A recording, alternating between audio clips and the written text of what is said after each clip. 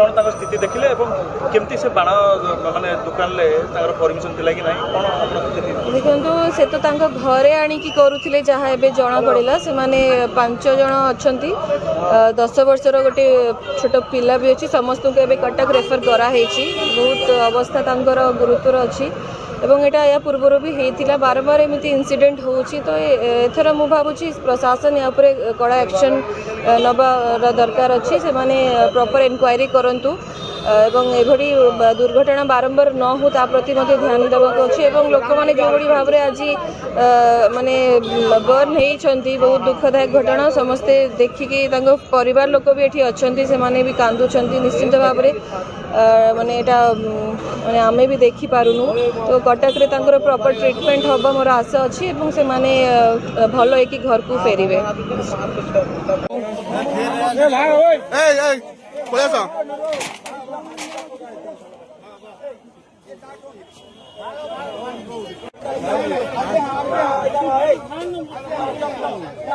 फयाज भाई फयाज फयाज बम जल गई है मेरे बच्चा बोलते नहीं रहे माँ मेरे बच्चा पूरा जल गई है। कैसे हुआ ओए बम बनाती थी जल गई है। कितना 4-5 आदमी हैं बनाती थे सब। उसका बच्चा को छोटा है बच्चा बिलबिलाता है। क्या जो बम बनाते हैं ना बम बिक्री थे नहीं बनाते हैं तो और कितने आदमी है